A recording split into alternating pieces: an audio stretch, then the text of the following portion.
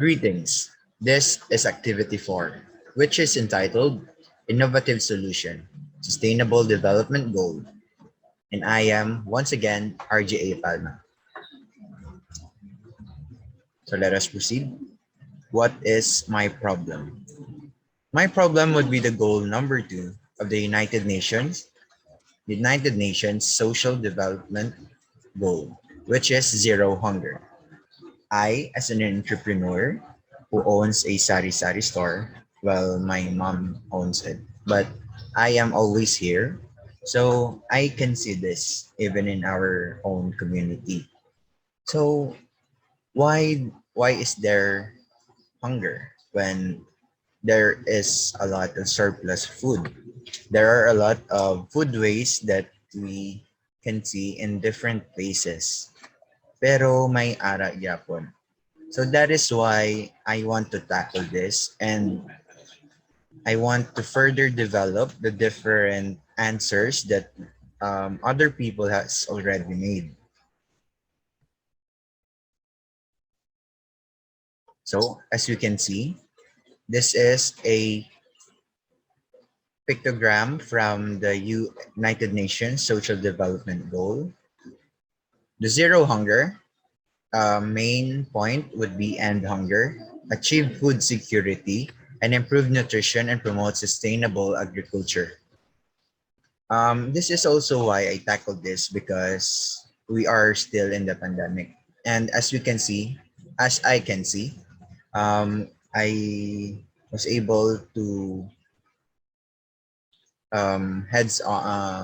able to experience and um, would be the word would be able to see it firsthand na may ara gidya world hunger. Especially in the pandemic, people were really experiencing it because of ayudas, and um, damo-damo gid kita na compromise, damo-damo gid sa ato ang nadulaan sa obra nga in the first place ang ilang nga obra hindi na to gay makasustain sa ilang nga pamilya. Plus pag nga contractual sila nga wala gid, kumaga pwede ka gid i-drop anytime sa imo kumpanya. Amo to, mas naging mas nagbabaw ni ang issue nga ni sa world hunger sa aton nga mga sa aton nga community. Base sa inyo man na or hindi lang sa akon. But in the sense, this is why the global pandemic is exacerbating the world hunger. Worldwide, an additional of 70 million to 161 million people are likely to have experienced hunger as a result of the pandemic in 2020. And now that we're in 2022, we can see that our economic growth has been stunned once again. So you can see the chart from 2014, from 607 million, it rise up into 650 million, and now to 2020, 720 to 811 million. This was also um, viable to my community as I already seen a lot of evidences of why pandemic will worsen child malnutrition. I actually had someone who I know in our community who were able to give birth to two extra children because of the pandemic. I don't want to dwell into that, but I think it's like bad family planning in their part. So we can also see the chart. The 22% are stunted, 6.7 suffer from wasting, and 5.7% are overweight. So you can also see that there is a lot, almost one third of women of reproductive age globally suffer from anemia, in part due to nutrition deficiencies. And lastly, 2.37 billion people are without food or unable to eat a healthy, balanced diet on a regular basis. This was still on 2020. So, if another test or another um, collection of data would happen, I'm pretty sure this will rose up again. So, is there zero hunger in my community? No. The answer is no. As you can see, I am an entrepreneur. People of different ages, different lifestyle, different social economic status buy in our shop. And let me tell you one thing.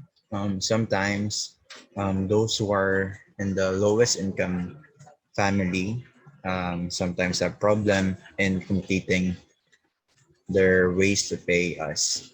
So, may arab lang nga kisa kulang sila, 5 or below, okay, okay pa na.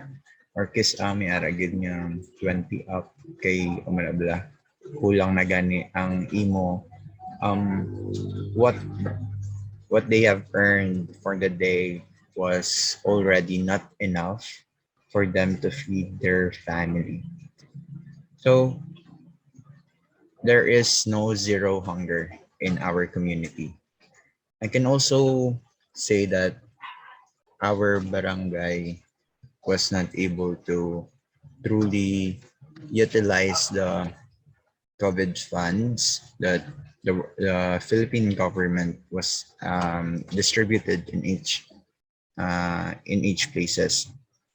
So from there, we have a lot of different situations and different factors that could affect hunger or why people suffer from this.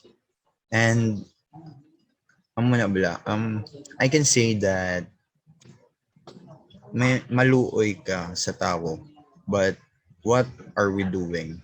Why is there still hunger? If we are really sad about people being hungry or getting hungry, why do we still have them in our community? That's like the simplest point that I can make. And my answer would be my how would I devise a solution? This. I want to show you why did I tackle in my circular economy about the food waste. So the food waste is very big problem in supermarkets. Supermarkets are partially to blame for the global food waste catastrophe. It's estimated that supermarket food waste amounts to a total of 230 million each year. My But answer would fortunately, be a circular economy, which has been prevalent in our community or like how the word flows now already. But why can't it sustain everyone? What would be the problems?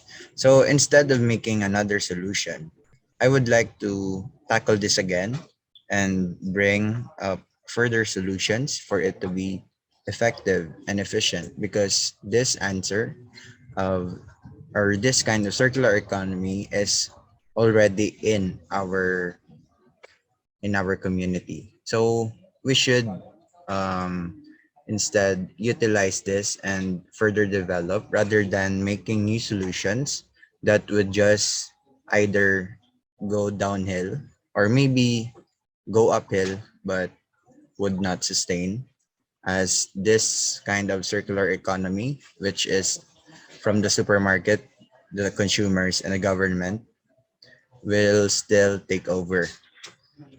So how does this circular economy happens? It comes from the barangay as the consumers. They buy from the supermarket. The supermarket earns and they pay their taxes from the government. The government helps people through those taxes or sometimes utang from other banks outside the country or other nations. So instead of just like that, why don't we utilize the problem which I've shown you, which is the surplus of foods or local products or supplies in our supermarkets to sustain the barangays, which would lead to the kind of merge, or should I say a connection between the government and the supermarket. As people don't have money to buy from the supermarket, the chain economy or the circular economy is kind of cut off. So, as the government who governs or sustains the people, they should be able to utilize that kind of problem, which will give them a connection, or should I say a collaboration with the supermarket owners, which in change of them giving those products to the people who needs it, the government will sustain their businesses like that.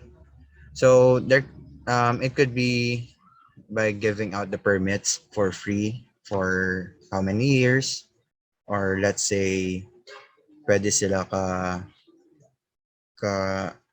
though ang sa taxes nila abe ibutang ta may discount. We can, well, that's like not a really great thing, but I mean it would help the supermarket to be encouraged to help the people by donating, which like donating is free, diba?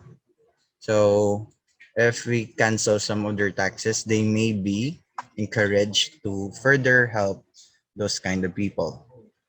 And that is why I would like to challenge myself to further develop this kind of circular economy, which is already seen in our country or like the whole community in the Philippines.